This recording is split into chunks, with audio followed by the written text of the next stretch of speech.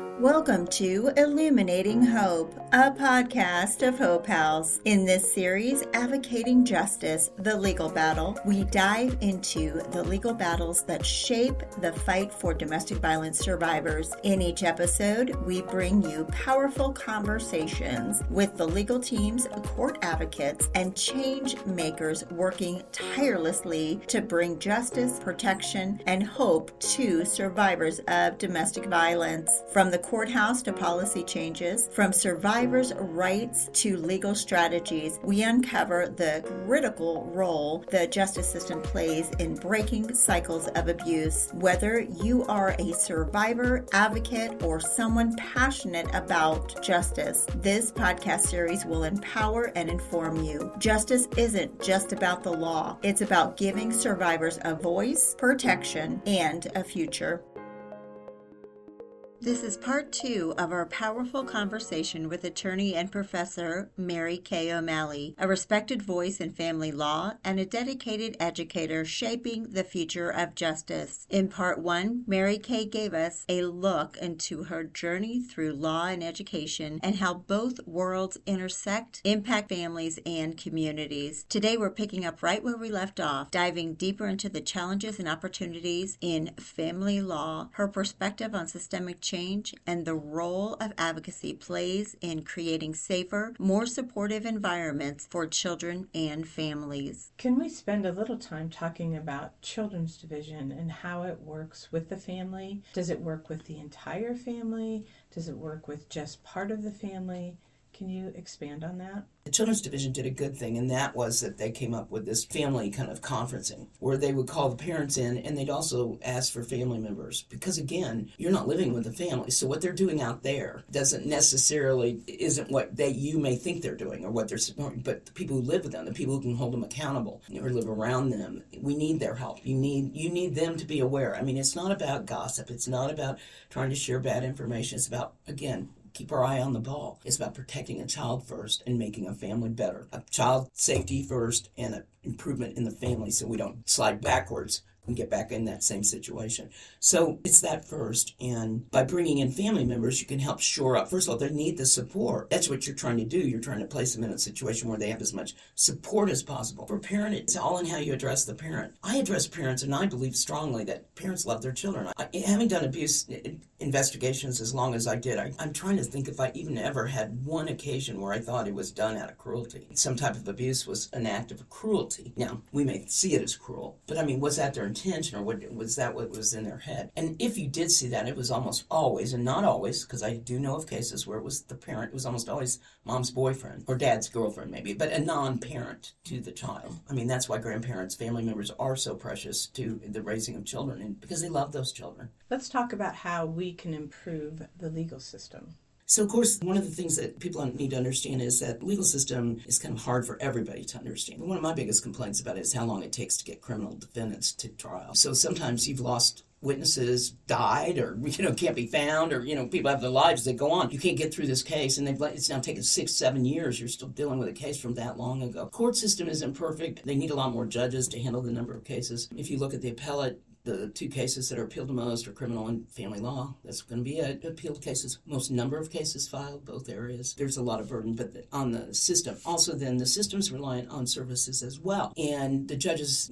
I believe in the last 15, 20 years that education of judges is better, has helped. One thing of dealing with families, and then a judge really brought this home to me one time, Judge Holliger. He's since passed, and he was kind of a mentor judge and one of my favorite people. And Judge Holliger had a case that involved domestic violence. It was a termination of parental rights case, and that's really all we had. In other words, no direct abuse, physical abuse to the children, 2 children, although the oldest child who was not subject to the termination of parental rights case, she was a teenager, 16 or something when it came in. She actually ended up with an injury, intervening, trying to protect the mother. This guy had thrown her through a plate glass window. It's the only time I ever put a child on the stand in a termination of parental rights case. I would never normally ever even think about doing that. But I was worried about the case because all I had was pattern of domestic violence between these. And I was worried that a judge would not take that and consider the affected children, because there's a misconception, and some just that if you're not presenting them a fact pattern that says the child was present, they don't see harm. Now, first of all, I think it's a naive to think kids don't know what's going on. And also, if people act like this outside the home where people see, what do you think they're doing inside the home where people can't see them? I have to assume worse. I think that's a reasonable assumption. I think it's a deduction, reasonable deduction.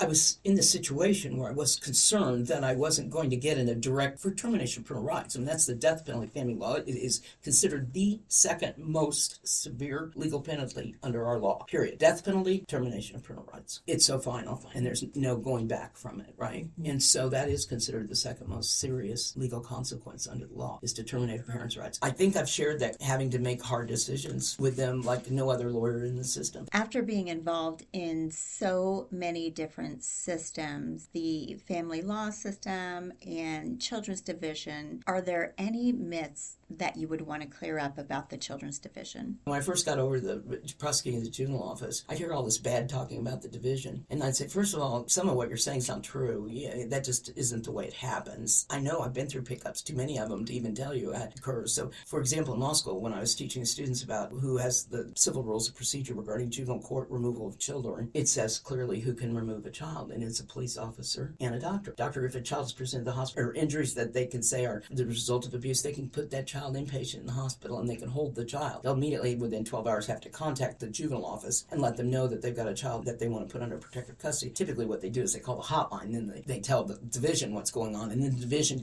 lets the juvenile officer know there's a child there so that they get an order out, a temporary order, until the judge can see it within 24 hours. But my point in doing that is, so it's a police officer can remove a child physically from the home, a doctor can remove the child physically from the parent's custody, and temporary, these are all temporary, I'm talking about emergency protective custody, and the juvenile officer can do it. But of those three, do you hear children's division? No. When I hear people yelling in lawyers, the children's division took these kids. Children's division did not take those kids. They do not have legal authority. So I'm very strict, and when I tell my students, no, the law. They only did that because they spoke to the division, did it under the authority of the court because they gave sufficient legal information to the juvenile office for them to make the decision to request the removal of the court. That's what the doctor's doing. That's what the police officers do. You go to a home, you discover children alone. This happened to me a number of times. Kids by themselves, little baby kids, I mean. And this is in the day and age we didn't have cell phones. So I had to leave the premises to go find a phone because I'm not going in their home. I'm not letting them let me in. I'm not doing anything that I'm going to be in trouble for that someone could claim something. So I go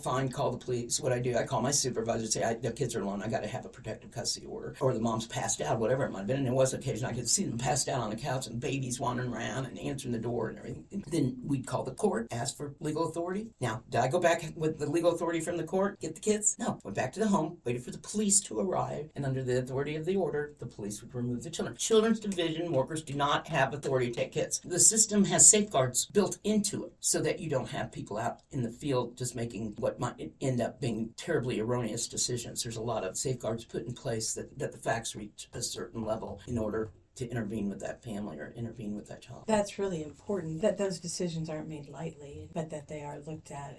And then you also were not in that space by yourself. Potentially could have been a dangerous situation for the children's could have been dangerous, staff. Yeah. I did one pickup, I remember, down in Gwinnett, and I knew this family very well. I found we've had burns, we've had kids stitches, all kinds of stuff going on in this family due to neglect or actual abuse. And finally one day I went back after having an 18-month-old burn. It was broken glass on the floor. They'd gotten a puppy. Well, I know I'd already removed the puppy. I took the puppy about a month earlier. I said, no, we don't, no puppy. And get you to keep the house clean. I can't have a puppy in the middle of this. Plus, I'm sorry for the puppy. I took the puppy, and I told the mother, just tell them it's me. Just blame it on me. I don't care. Just tell the kids it's me. And so I took the puppy. I'm trying to keep the kids there. In most cases, you don't tell people what to do. This is a woman that I'd been out. I'd taken all the mattresses outside with her so they could sit in the sun and clean up, or just fresh air on them and this kind of stuff. I'd done a lot of work in this home. I had someone basically coming in, parent aid, this person, that person, whatever, coming in every day almost of the week. And I go in and there's broken glass on the floor. They're cooking again with a electric skillet sitting on the floor. An 18-month-old already had a burn from something that had happened there. It's like, I just went back. I called my supervisor. I can't go to sleep tonight again. I just can't keep doing this. It's just not getting better. Something serious is going to happen, and I don't think it happened to them. They did a pickup, and when they came, their boyfriend had arrived there. I was standing at the front stoop with the police, and it had happened many times. All of a sudden, they must have seen something because this cop pushed me out of the way, and I kind of off the stoop. I was like, what? And they kind of went in a SWAT move and something. They must have thought he had a weapon or something. It turned out to be nothing. But, those are workers who are in the middle of that. You're a social worker. You're not law enforcement. You could be the therapist arriving at the home and something's happening or something, or a home health person or something. There's just a lot of volatility out here. Now, I want to talk for a moment about guardian ad litems. I do have pretty strong opinions about, there are things that I see or I hear from guardian ad litems that I really don't like. And so that's something I always want to dispel if I can. You're not a super nanny being the guardian ad litem. I mean, you're not out here to direct the family to make any change that you think is necessary or that you would apply or use in your own family. Judge our own families, necessarily judge this family by what goes on in my family. Again, because of resources and just because of the members of the families and their unique personalities or unique characteristics. So you can't do that. But I've heard from people that I have trained actually, and I'm like, oh, it's like fingernails on a chalkboard, that they'll say things like, I don't share my opinion with anybody until we go to court. I don't tell them. Well, that's a waste of time. I mean, the court's appointing you for two reasons, really, in my opinion. One is to investigate as a lawyer, not a social worker. We're not social workers. You get someone like me. See, it's easy for me to separate because I know I don't want to be a social.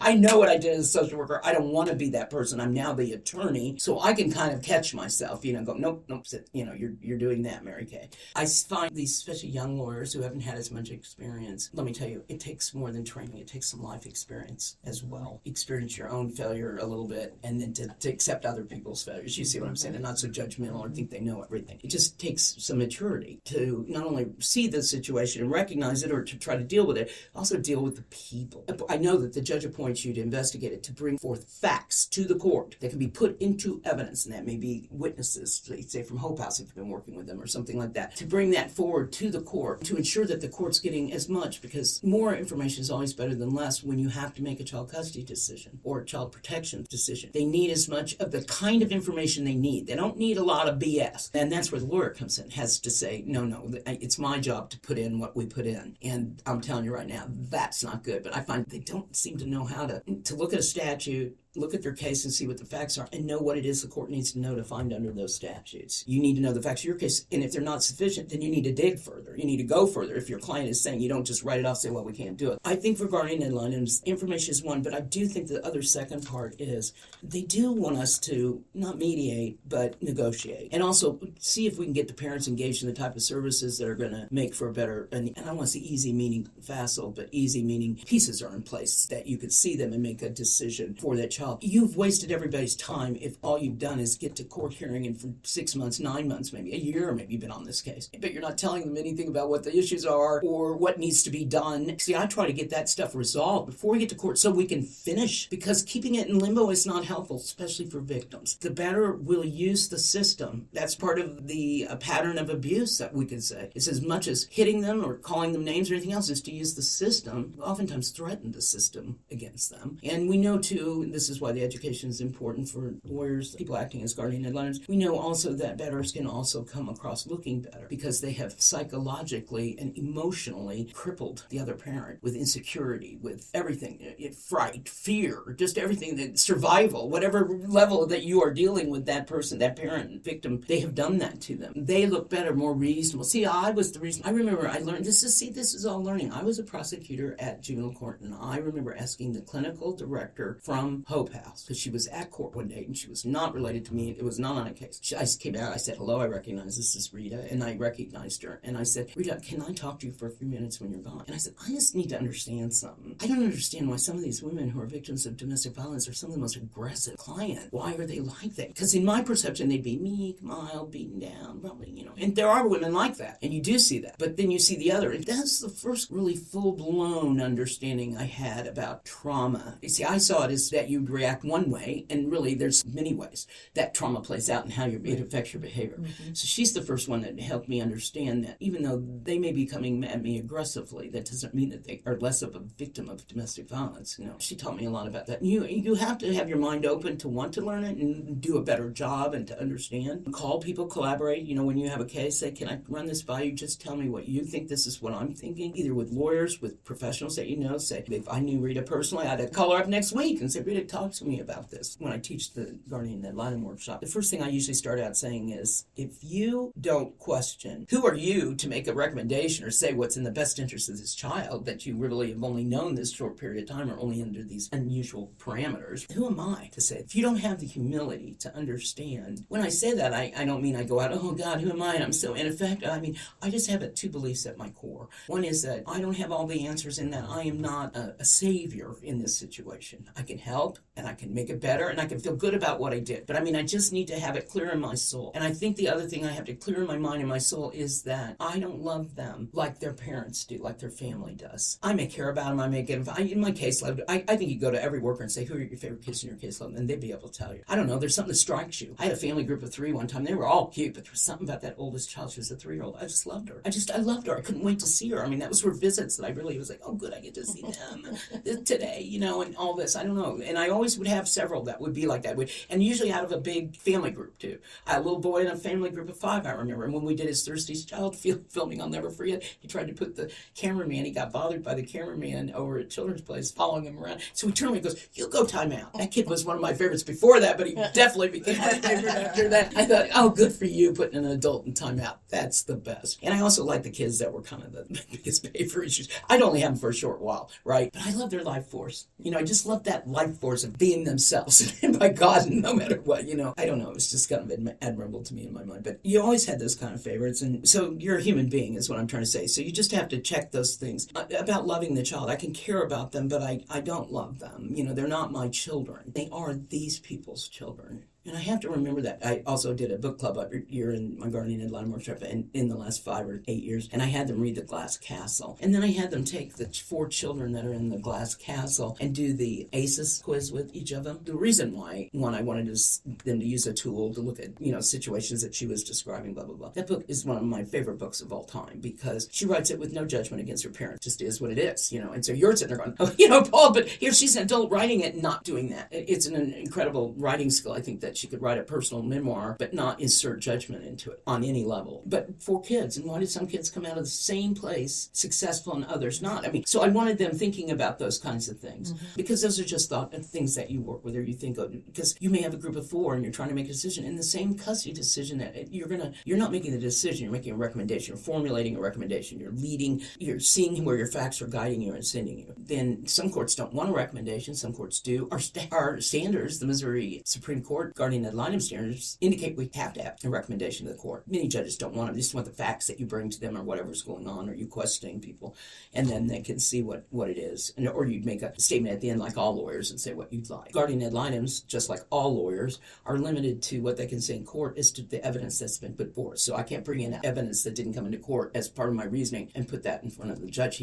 She would have to disregard that because it's not been evidence before the court. So you do have to be careful. The same rules apply to us as just because we're guardian ad litems doesn't mean we get a free-for-all or a pass on legal rules and regulation and statutory provisions or requirements. So we have those same things. So it's a creative situation sometimes of trying to find your way around those restrictions to get that information in front of the court. If you keep those 2 things, one, that I don't have all the answers and who am I, some humility about being in that position. And second of all, because I think that helps you approach the parents with more humility, which is more workable, frankly. Again, but I think this is true of victim or abuser, that you approach them in terms of their parenting as, I know you want to be a good parent. I know that this is the end goal. So let's talk about that. Let's get there. You have to come in with that humility to be able to do that, because otherwise you just come in and say, I've got the answers. I want to do what I'm going to do, and this is the way it's going to go. And I hear a little too much of that. And so, and then the other thing, and third thing is, I think you have to understand is that, within the conflict that you're in with that family, that they're likely to say that the guardian ad litem is biased towards the protective parent. That's who you're looking for. Who's the protective parent? They'll claim bias in that favor, blah, blah, blah. Well, my answer to that was always the same as I have one bias, and that's in favor of what's in the best interest of the child. That's my bias. Now, having that, I have no bias about you. Know that people don't really intend to hurt their children. Most of the time it's done out of stress, what's going on in the family. Children they push buttons. That's what they're built to do because they're testing limits, good or not. They need those limits put in place by the parent, but their job is to test them so that they know they're there, so they understand them. It's the testing, it's the crying, it's the potty training,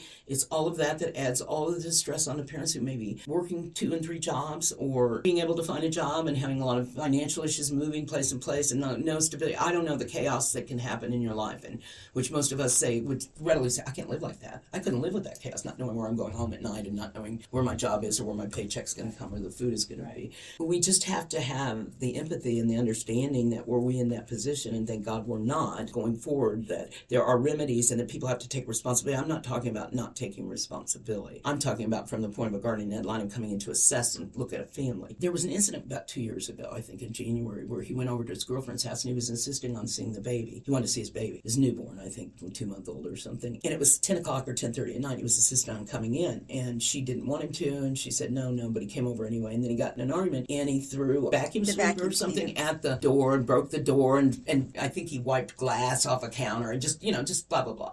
Nothing direct to the mother, but this was going on. And I was thinking to myself after I thought of it, because what made me sit down and think about it was actually my sister. God, I love her to death, but she made the comment to me about, yeah, it's a big deal over a door or something, or just that this door, like the way it was presented or reported. And I said, well, first of all, you didn't read the petition for child protection, the protective order in Kansas. This woman had written out everything, all these facts around it, what had gone on and everything, so which my sister was not apprised of. And after I spoke to her about it, she was like, wow. So here's what I said. You don't know all the facts just from the news report. You can't certainly trust that, obviously, right? But what happened in this situation was the child was on an apnea monitor. We're talking about a child that has some vulnerability, maybe to SIDS or whatever's going on with the baby, maybe born a little premature. I don't know all those facts, but I do know was on an apnea monitor. It's 10 or 10:30 at night. Mom's ready to go to bed, and the child's sleeping, and we're ready for bed. He's insisting on coming in. I'm not saying this guy's a batterer. Obviously, he did not behave well in this instance. I don't mean to imply that he's someone who hits women or would hurt this child. I'm not even trying to imply that. I'm just trying to talk about what the effects